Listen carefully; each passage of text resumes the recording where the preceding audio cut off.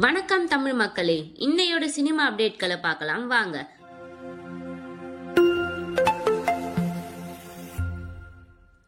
நடிகர் விஜய் நடிப்பில் தற்போது கோட் திரைப்படம் உருவாகி வருகிறது.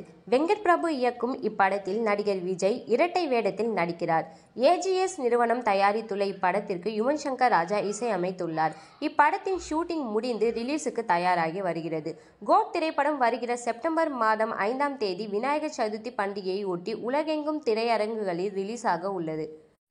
கோட் படத்தை தொடர்ந்து நடிகர் விஜய் நடிப்பில் உருவாக உள்ள தளபதி 69வது படத்தின் ஆரம்ப கட்ட பணிகளும் முழுவீச்சில் நடைபெற்று வருகிறது. இப்படத்தை வினோத் இயக்க உள்ளார். இப்படத்தில் நடித்து முடித்து பின்னர் நடிகர் விஜய் சினிமாவை விட்டு விலக முடிவு செய்துள்ளதால் தளபதி 69வது படத்திற்கு ரசிகர்கள் மத்தியில் மிகப்பெரிய அளவில் எதிர்பார்ப்பு உள்ளது. அப்படத்திற்கான நடிகர் நடிகைகள் தேர்வு தற்போது நடைபெற்று வருகிறதாம். அந்த வகையில் தளபதி 69வது படத்தில் முக்கிய கதாபாத்திரத்தில் நடிக்க நடிகை அப்பர்ணா பாலமுரளி ஒப்பந்தமாகி உள்ளதாக கூறப்படுகிறது. ஆனால் அவர் விஜய்க்கு ஜோடியாக நடிக்கவில்லையாம். அவர் ஏற்கனவே தமிழில் நடிகர் சூர்யாவுக்கு ஜோடியாக சூரரை போற்று படத்தில் நடித்திருந்தார்.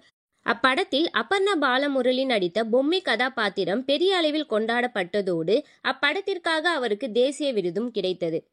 சூரரை போற்று படத்தின் வெற்றியை தொடர்ந்து தற்போது தனுஷ் இயக்கத்தில் உருவாகி இருக்கும் ராயன் திரைப்படத்தில் நடித்து முடித்துள்ளார் அப்பர்ணா பாலமுரளி.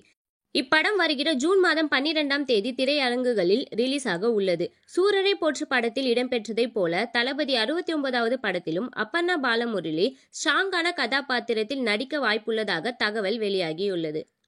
இது போன்ற சினிமா அப்டேட்களை ஷார்ட் அண்ட் ஸ்வீட்டா தெரிஞ்சுக்க மறக்காம எங்க சேனலை சப்ஸ்கிரைப் பண்ணுங்க. தேங்க்யூ ஃப்ரெண்ட்ஸ், பாய்.